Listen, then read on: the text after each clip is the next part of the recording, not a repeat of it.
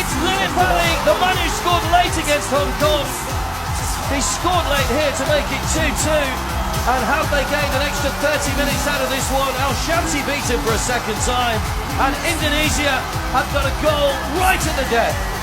So Stefano Lillipali, the veteran, 35 years old. He's on his 31st international appearance, been representing Indonesia for more than a decade.